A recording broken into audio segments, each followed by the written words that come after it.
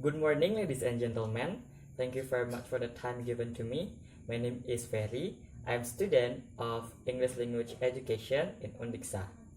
And today, I will deliver a speech about gender equality.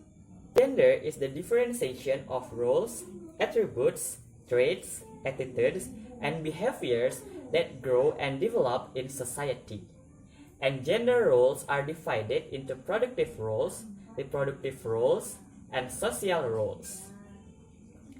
The word gender can be interpreted as the role formed by society and behavior that is embedded through the socialization process related to the sexes of women and men. There are biological differences between women and men, but culture interprets this biological difference into a set of social demands about appropriateness in behavior and in turn rights, resources, and power. Although these demands vary from society to society, there are some striking similarities. For example, almost all community groups devolve responsibility for child care to women, while military duties are assigned to men. Like race, ethnicity, and class, gender is a social category that largely determines one's way of life and participation in society and the economy. Not all societies experience discrimination based on race or ethnicity, but all societies experience discrimination based on gender, in the form of gaps and differences to different degrees. Often it takes quite a while to resolve this injustice. This atmosphere of injunction can sometimes change drastically due to policies and socio-economic changes. Gender equality, also known as gender justice, is the view that all people should receive equal treatment and not be discriminated against based on their gender identity, which is natural.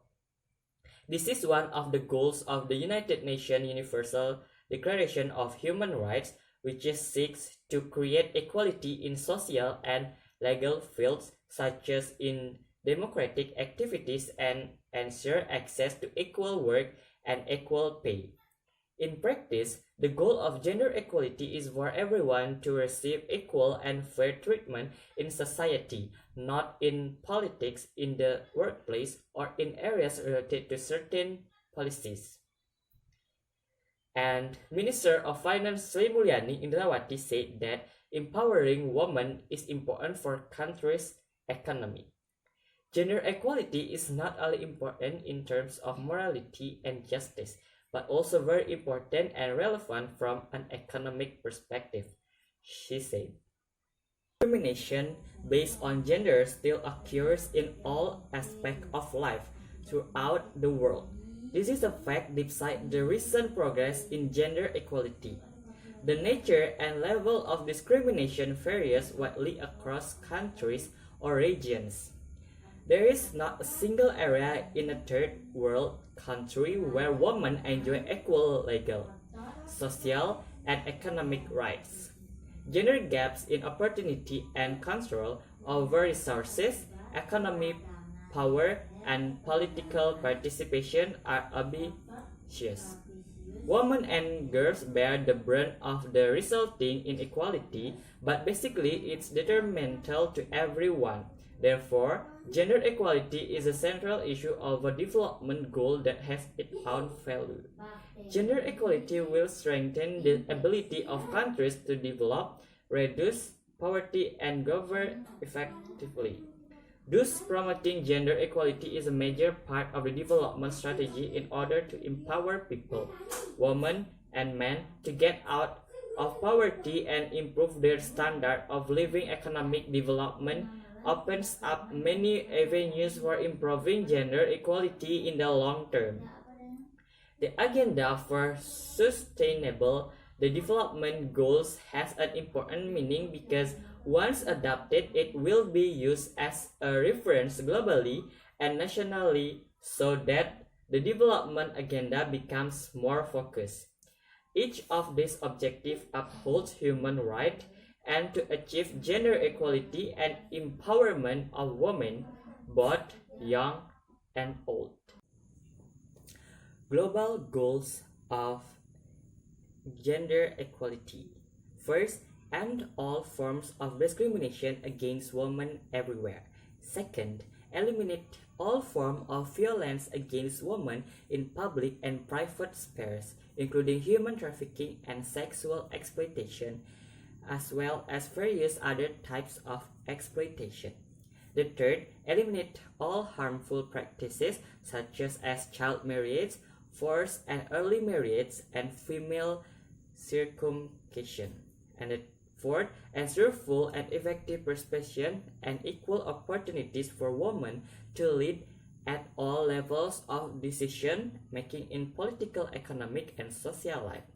And fifth, ensure universal access to sexual and reproductive health and reproductive rights as agreed in accordance with the Program of Action, the International Conference on Population and Development, and the Beijing Platform, and the documents reviewed from this conference. Indonesia has ratified the Convention on the Elimination of Forms of Discrimination Against Women since 22 years ago, through Law Number 7 of 1984.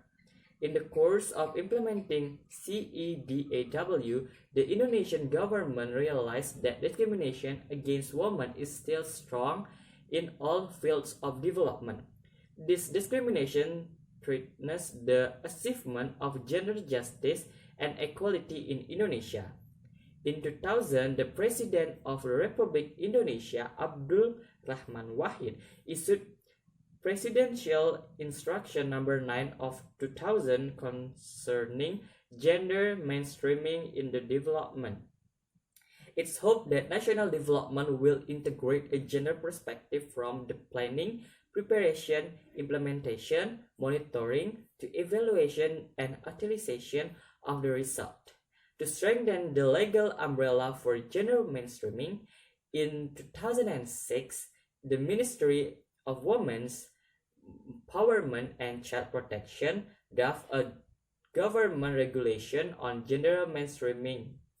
From a philosophical aspect, Pancasila as the philosophy of the state is the philosophical foundation of the importance of the KKG law, especially the second principle of Pancasila, just and civilized humanity, and the fifth precept of Pancasila, social justice for all Indonesian people. In just and civilized humanity precept, it means that justice applies to every human being. On the other hand, the government of Indonesia has signed a document of Global Agreement on Sustainable Development Goals, or SDG, or the official of government term is the Sustainable Development Goals, or TPB, which consists of 17 goals and 169 targets. In the TPB, there is one goal to achieve gender equality and empower all women and girls. Goal 5 of SDG on achieving gender equality and empowering all women and girls has 5 targets, namely, first, end all form of discrimination, second, eliminate all form of violence, third, eliminate all harmful practices, 4. Recognizing and appreciating service and work, and 5. Ensure that all women can fully participate in political, social, and economic life. The vision of the 5 Sustainable Development Goals is in accordance with the process and efforts to achieve gender equality and justice that are currently running in Indonesia. And that's all about my speech, and I hope you care about gender equality in Indonesia. And thank you very much for your attention, and see you in the next video. Thank you.